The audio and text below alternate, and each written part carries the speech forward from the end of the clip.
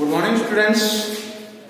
अब तक अपन पढ़ रहे थे present tense, present simple, present continuous, present perfect और प्रेजेंट परफेक्ट कंटिन्यूअस टेंस।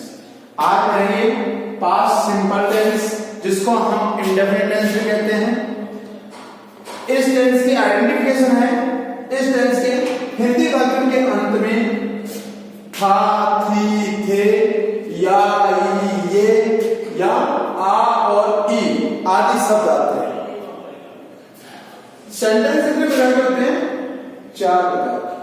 कौन कौन से? अफर्मेटिव, जिनको हम असर्टिव कहते हैं, पॉजिटिव भी कहते हैं।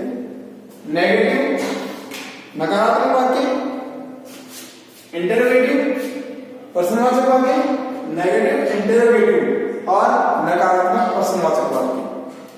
अब हम इन टेंसेस को पढ़ेंगे।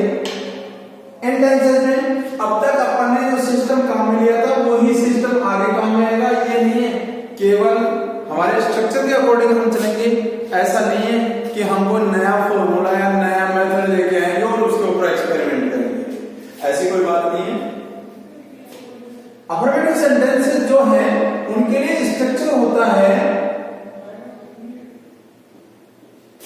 यदि हमारा सब्जेक्ट, यदि नहीं, चाहे हमारा सब्जेक्ट सिंगुलर हो चाहे प्लूरल हो, अफर्मेटिव सेंटेंसेस के लिए मेन वर्ब की सेकंड फॉर्म को काम में लेते हैं ऑब्जेक्ट, अदर।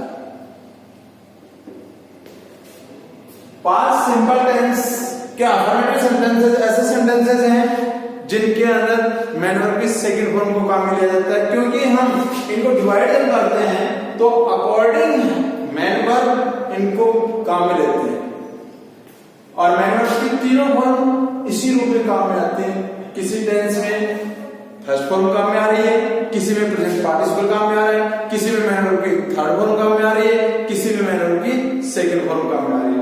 तो प्रेजेंट इंडेफिनिट टेंस जो है इसके अफर्मेटिव सेंटेंसेस ऐसे हैं जिनके अंदर मेन वर्ब की सेकंड फॉर्म का प्रयोग होता है, और सब्जेक्ट चाहे सिंगुलर नंबर हो चाहे प्लूरल नंबर हो। तो इनका स्ट्रक्चर है सब्जेक्ट, मेन वर्ब की सेकंड फॉर्म, ऑब्जेक्ट और अदर। पहचान यही करनी है कि इस टेंस के हिंदी वाक्यों के अंत में था, थी, थे, या, ये या आ और ई आदि शब्द आए हुए हैं। मैंने कल एक सवाल हल किया था। मैंने कल एक सवाल हल किया था। तो सब्जेक्ट कौन है? आई। मेन वर्ब की सेकंड फॉर्म, फर्स्ट फॉर्म शॉल्वर, सेकंड फॉर्म शॉल्वर और थर्ड फॉर्म भी शॉल्वर। आई शॉल्वर्ड एन क्वेश्चन। कब किया था? यस्टरडे। आई शॉल्वर्ड ए क्वेश्चन यस्टरडे। मैंने कल एक प्रश्न हल किया था। दूसरा, तुमने आज सुबह एक हाथी देखा। तुमने आज सुबह एक हाथी देखा। तो यू सी, सा, सी फर्स्ट फॉर्म, सा सेकंड फॉर्म और सीन थर्ड फॉर्म। यू सा क्या देखा? An elephant. यू सा एन एलिफेंट कब देखा? आज सुबह। तो दिस मॉर्निंग या टुडे मॉर्निंग, दिस मॉर्निंग। इसी तरह से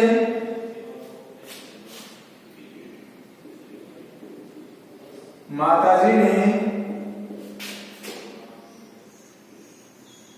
कपड़े धोए। अरे माताजी ने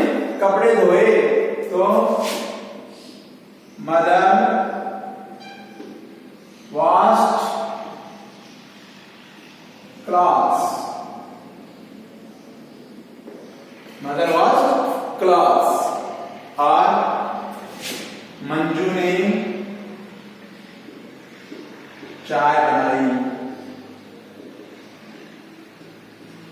तो मंजू made tea. इस प्रकार से ये हमारे अफर्मेटिव सेंटेंसेस जो हैं, ये अफर्मेटिव सेंटेंसेस के स्ट्रक्चर हैं और इस प्रकार से हम इनके सेंटेंसेस बना सकते हैं. ठीक है, अकॉर्डिंग स्ट्रक्चर हम सेंटेंस बना सकते हैं. इसी तरह नेगेटिव सेंटेंसेस हैं. नेगेटिव सेंटेंसेस का स्ट्रक्चर क्या होगा? सब्जेक्ट चाहे सिंगुलर नंबर हो चाहे प्लूरल नंबर हो, कोई सा भी नंबर हो, लेकिन हम क्या करेंगे?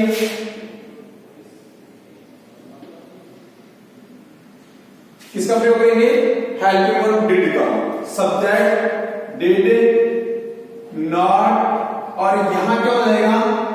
अब तक आ रहा था सेकंड फॉर्म, यहां डिड लगने क्या हो गया? मैन वर्ब की फर्स्ट फॉर्म आ जाएगी. ठीक है, ऑब्जेक्ट और अदर.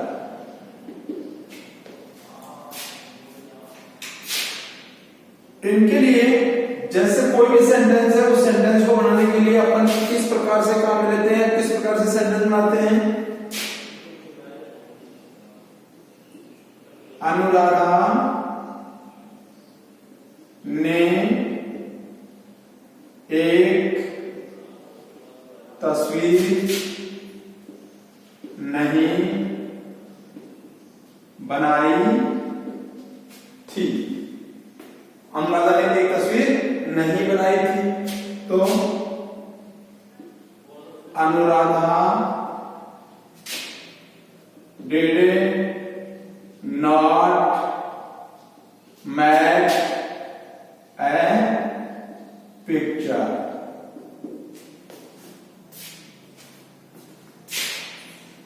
हम जयपुर नहीं गए थे. हम जयपुर नहीं गए थे. तो we did not go to Jaipur. और अध्यापक ने कॉपी या अभ्यास पुस्तिकाएं जांच नहीं की थी. अध्यापक ने कॉपी या अभ्यास पुस्तिकाएं जांच नहीं की थी. तो द टीचर, हेल्पिंग वर्ब क्या है? Did not. जांच का मतलब चेक. जांच means check copies. The teacher did not check copies. और पिताजी ने समाचार पत्र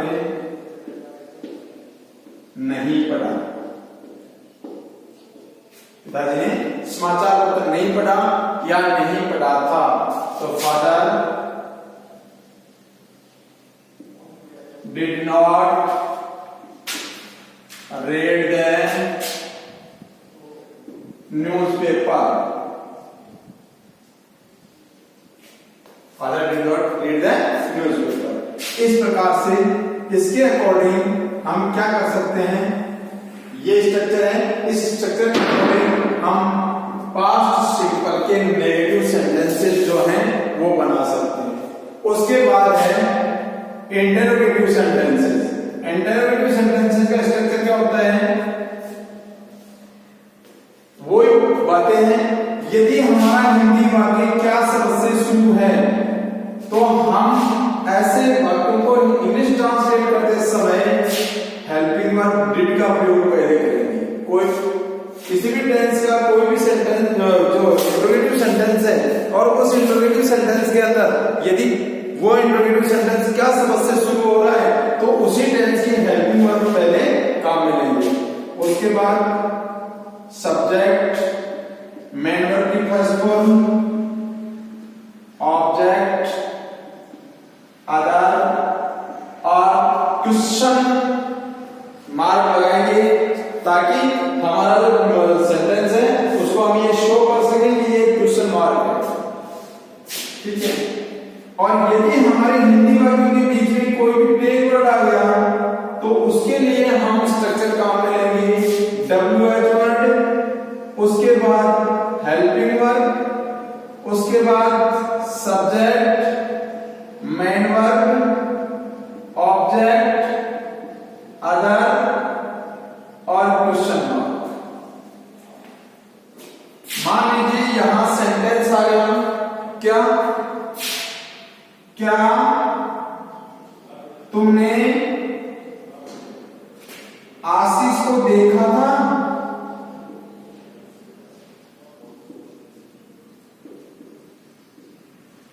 क्या तुमने आशीष को देखा था या क्या तुमने आशीष को देखा? तो इसके लिए हम क्या करेंगे, इसके लिए इस सेंटेंस को बनाने के लिए हम क्या करेंगे, इस स्ट्रक्चर को काम में लेंगे। क्यों? क्योंकि हमारा क्या शब्द जो है वो वाक्य के शुरू में आया है और वाक्य के शुरू में ये पूछा गया है कि क्या तुमने ऐसा किया है। तो डिड यू शा आशीष, डिड यू शा, अच्छा did you see Ashish, did you see Ashish. क्यों? क्योंकि ये सी फर्स्ट फॉर्म क्यों आई?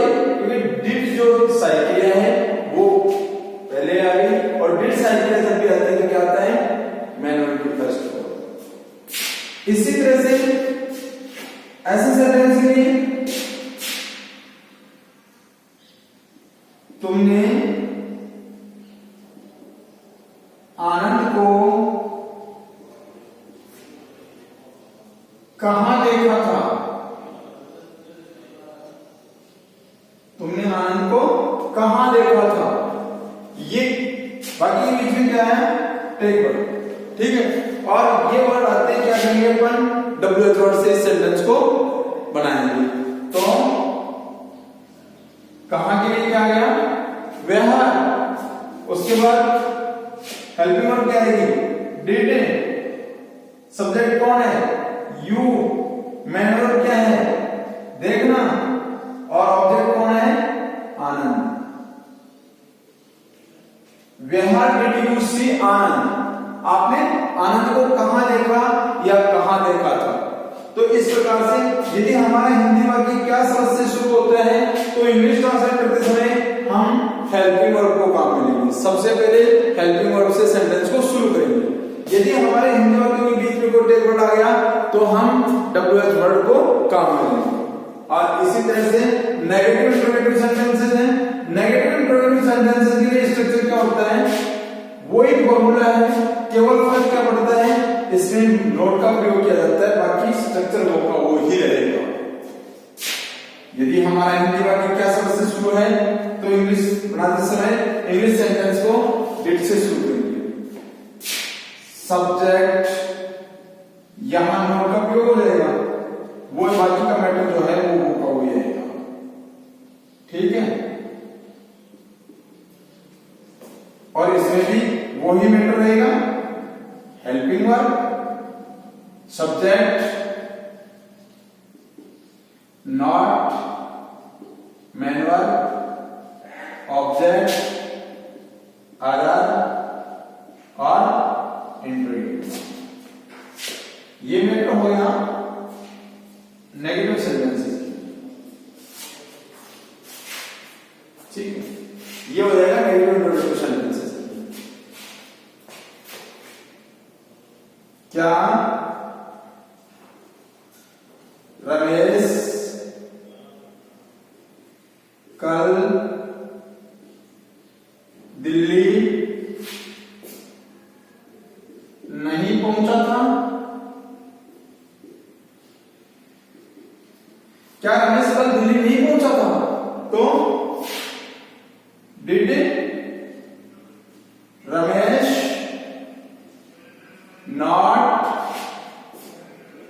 reach to दिल्ली कब नहीं पहुंचा, कल, yesterday. Did Ramesh not reach to Delhi yesterday? और क्या तुमने मुझे नहीं पहचाना था?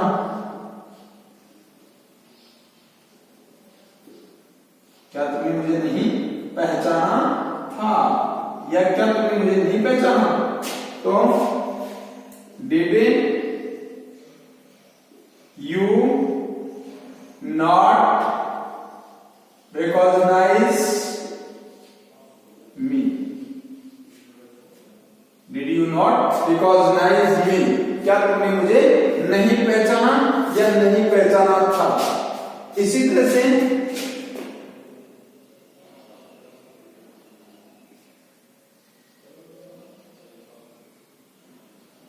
तुमने कल क्या देखा था? तुमने कल क्या देखा था? देखिए, एक क्या ये है और एक क्या ये है। इसमें क्या वाक्य के शुरू में आया है और इसमें वाक्य, ये क्या वाक्य के बीच में आया है। और ये इस प्रकार से आते ही सेंटेंस का भाव चेंज हो जाता है। भाव चेंज कैसे होता है? यहां क्या आते हैं, हमारा सेंटेंस कहां से शुरू होता है? हेल्पिंग वर्ब से। और यहां बीच में क्या आते हैं, वाक्य कहां से शुरू होता है? WH वर्ब से। तो what did you see yesterday, या ये केवल इंट्रोगेटिव का है। अब इसको नेगेटिव इंट्रोगेटिव में बनाते हैं तो तुमने कल मुझे क्यों नहीं देखा, या जैसे तुमने एक हाथी क्यों नहीं देखा?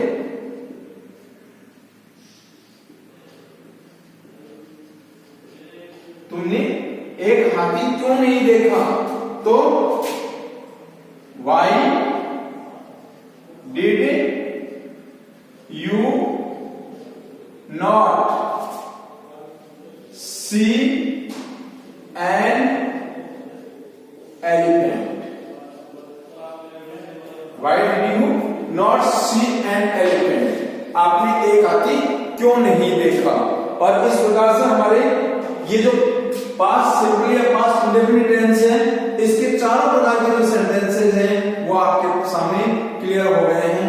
अगर सबसे पहले आप लोगों को ये जो वीडियो देख रहे हो, वीडियो देख करके आपको इसको लाइक करना है और लाइक करके और आपको कमेंट भेजना है। अगर आप कमेंट ऐसे नहीं भेज सकते हैं यूट्यूब या उस पे व्हाट्सएप पे नहीं देते हैं, तो मेरे पर्सनल नंबर है, मेरे पर्सनल नंबर के ऊपर आप कमेंट भेज सकते हैं। ठीक है, थैंक यू।